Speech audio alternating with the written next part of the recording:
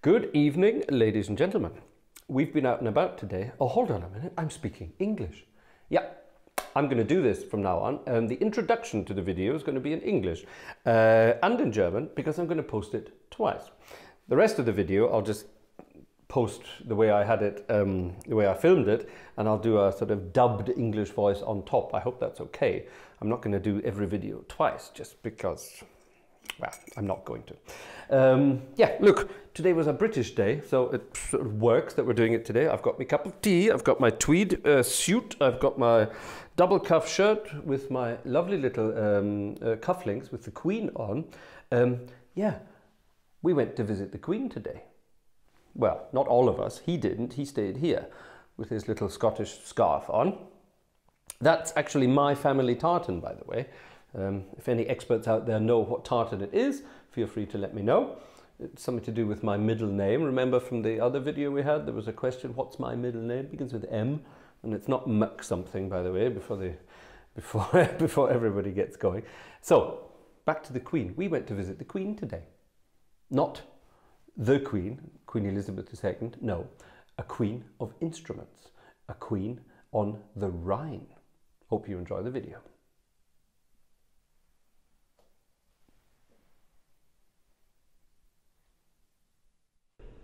Good afternoon, ladies and gentlemen. May I present Her Majesty the Queen?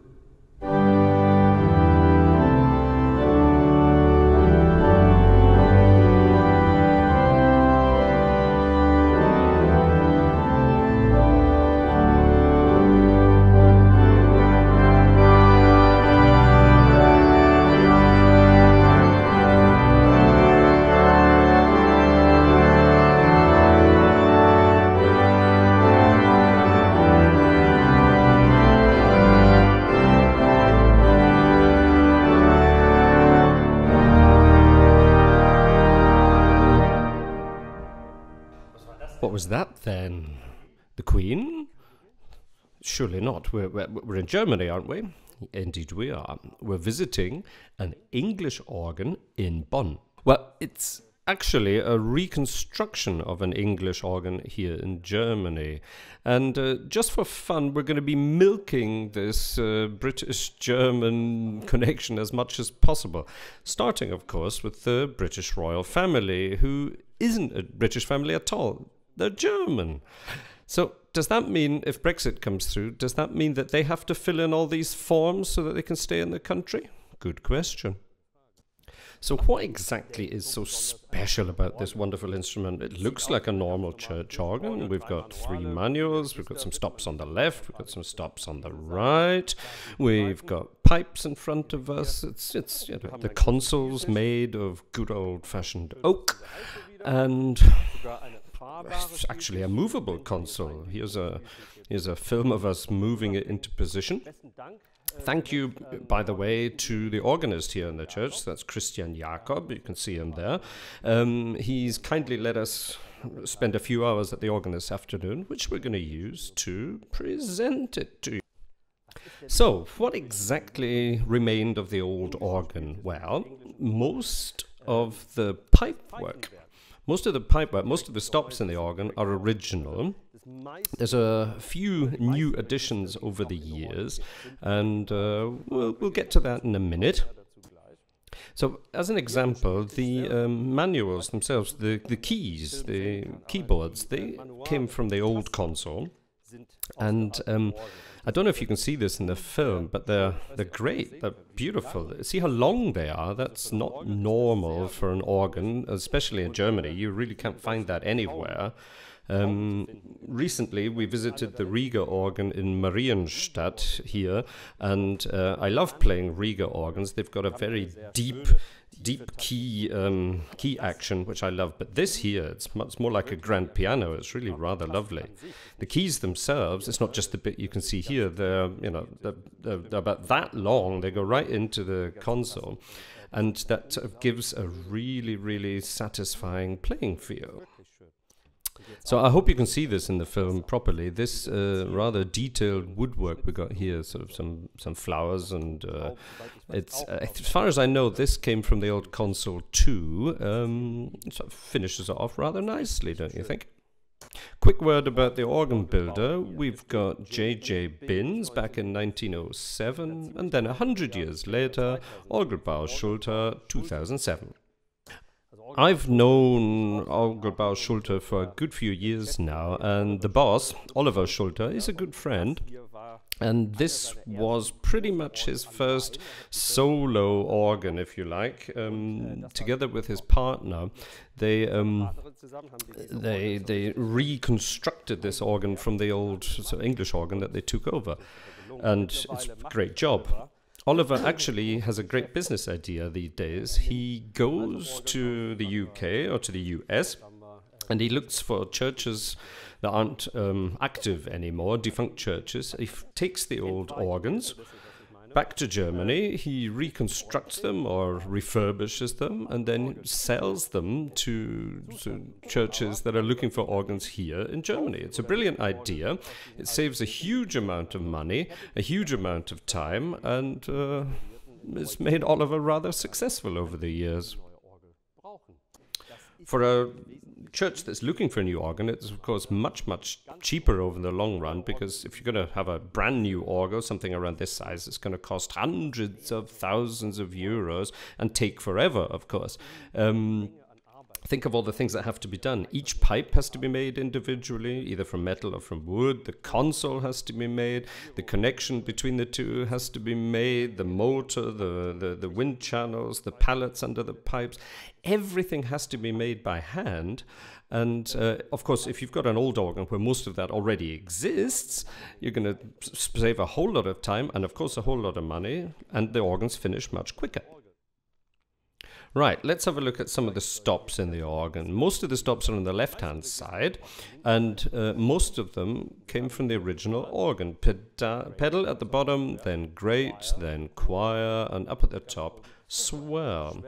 I think they changed this around. Normally, of course, well, the bottom manual is the grate, then the choir, then the swell. Originally, in a normal English organ, you'd have the grate in the middle, choir would be at the bottom, and swell stays at the top, of course. Like I said, most of the stops came from the original organ. Let's have a quick look. Here's an open diapason number 2. By the way, number 2, British style, not German style. It's a principal, 8 foot.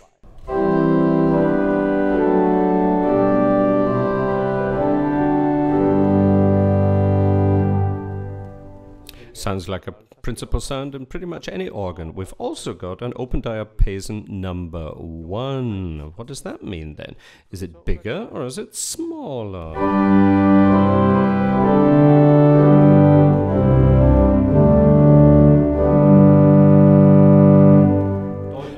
Obviously bigger. Now you can take both together. Let's have a bit of pedal to accompany that. We've got a really big, fat sound.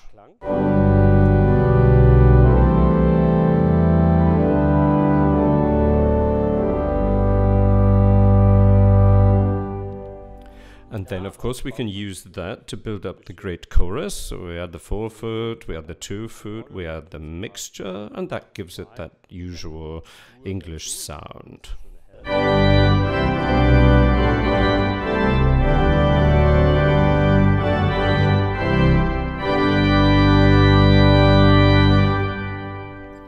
Not bad, eh? We have to point out, of course, that the mixture here is new. That came from Schulte themselves. The other mixture up in the swell there, that's original, from the original organ. We've got a trumpet as well to round off the great chorus.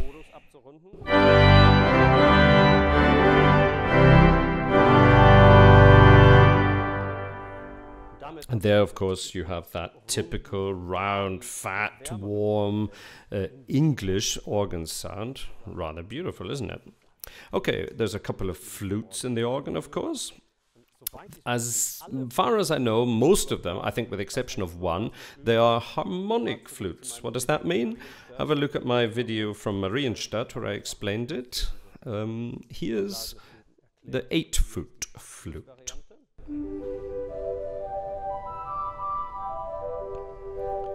That's known simply as the orchestral flute.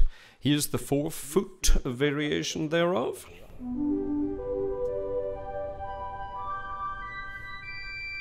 That sounds actually a bit stronger than the 8-foot one. Here they are together.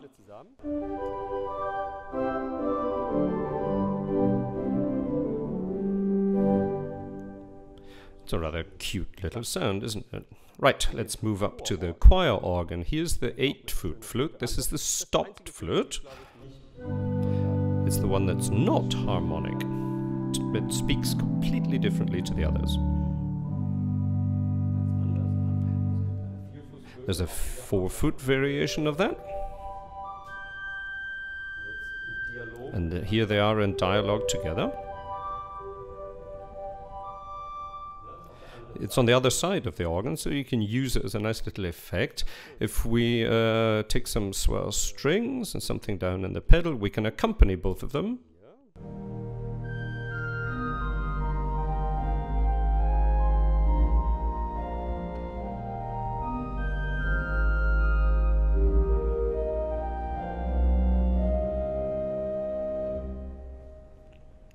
There's a 2-foot flute as well, an octave higher.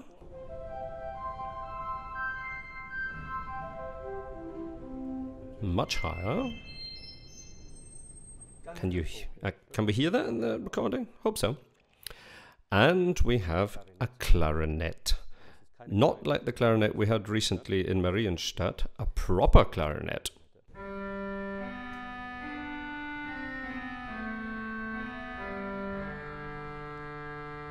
That's a rather lovely fruity sound down there. If we move up,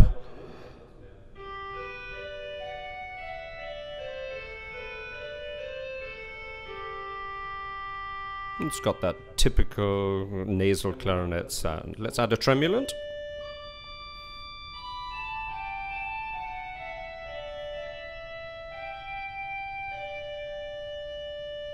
Actually, I don't think the tremulant's doing anything. Nope. Christian, your tremulant's broken. Maybe you should get that looked at.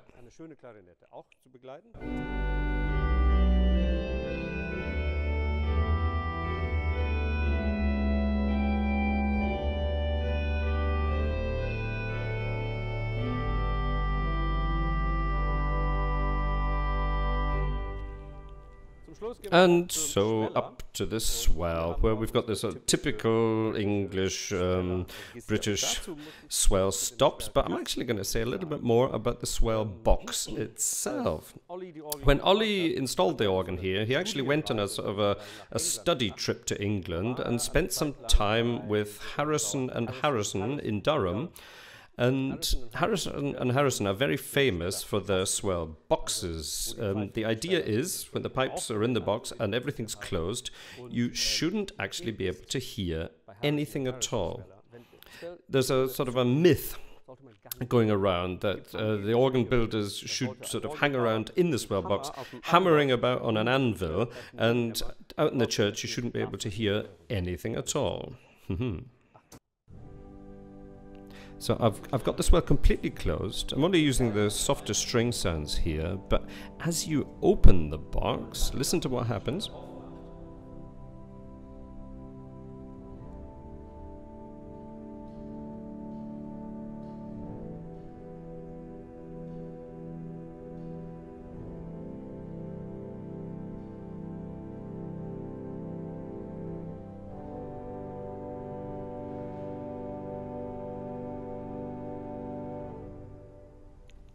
It's amazing. You can hear every tiny little step of the swell opening. It's a sandwich effect, really. You've got the swell shades at the front. They don't shut next to each other. They shut pretty much on top of each other. They're made of really thick, solid wood. And that's actually then filled with sand to make it even more soundproof. That's your sandwich effect. So imagine that. Huge bits of wood stuffed full of sand. And the idea is that nothing comes out when the swell's closed. I'm going to try the same thing now with full swell. Listen to this.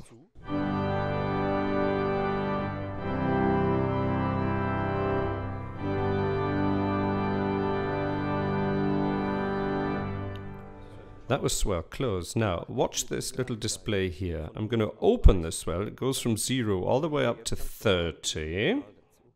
And as I open the swell box, in other words, as it goes from 0 up to 30, you can hear every tiny little movement. Wonderful. Listen to this.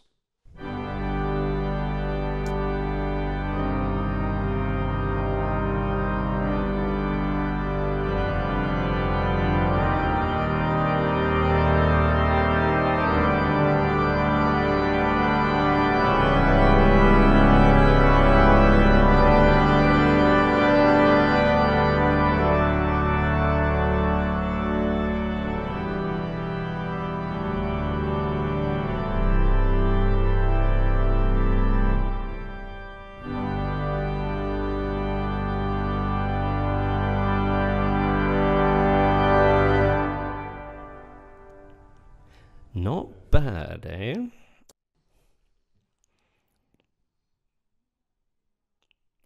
It's Big Ben. What's Big Ben doing on the organ?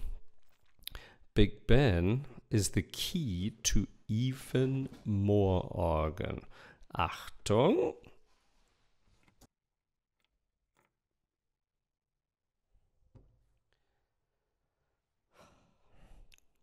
You know what it's like. You've built an organ, it's loud, it sounds really good, but there's something missing. And if you've got a sort of slightly larger English-style organ, there's a stop that really can't be omitted. In a French organ, that would be the chamade trumpets, the horizontal trumpets, the Spanish trumpets. But in an English organ, it's a tuba. There's even a tuba mirabilis. I think this one here is more of a tuba mirabilis, actually. It's got nothing to do with the tuba in an orchestra. It's just a big, fat reed sound.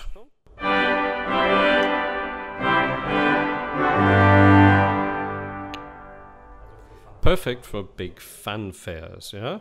It's quite useful here. You can sort of put the tuba anywhere you want on the organ. So if you're going to play a piece of music and you need a solo, like Handel, for example.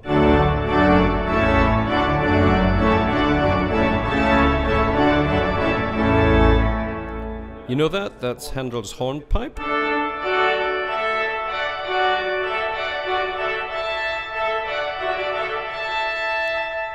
And then you've got your tuba as a fanfare trumpet. Perfect for this sort of English organs. How about the trumpet tunes?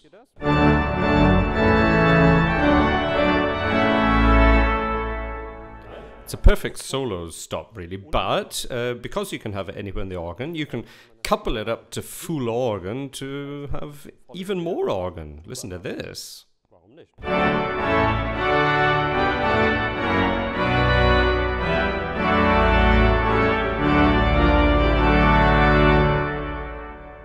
Oh, hold on a minute. I've forgotten a few stops. Wait a minute.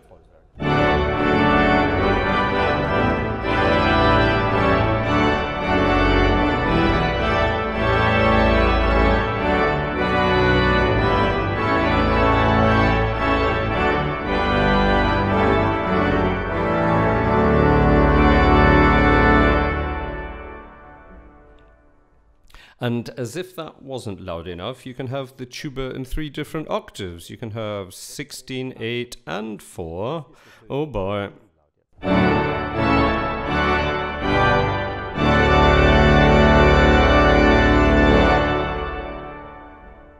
And of course you can put it in the pedal too. I think that's more enough volume for today. So I think it's time to round things off with a piece of music, and I found a British-German connection again. If you think back to the history, one of the first kings of Great Britain in the newer time was, of course, George I from the House of Hanover here in Germany. And when he took over the throne in Britain, he didn't just move all his bits and pieces and his family with him. He actually took his own personal composer with him. That was Handel, George Friedrich Handel. George Handel didn't just write things for the German music market, he also wrote things for the English market. Let's think about his Hallelujah chorus, for example. That was written in German and in English by Handel himself. And yeah, I think Handel's music fits rather beautifully in the organ. Here's a march.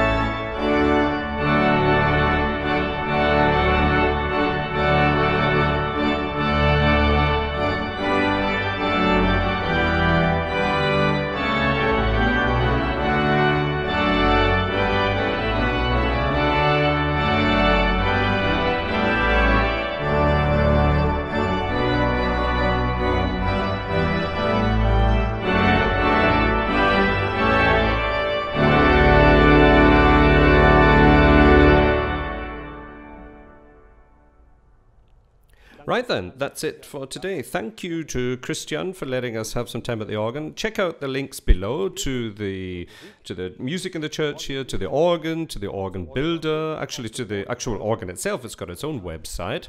And, oh yeah, don't forget, we've got a subscriber deal going on at the moment. If I get 10,000 subscribers, I'm going to play that.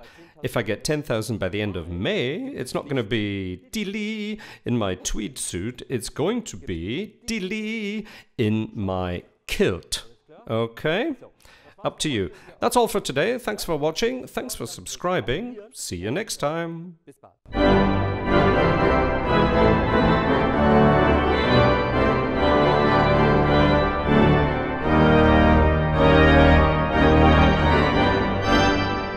Bye.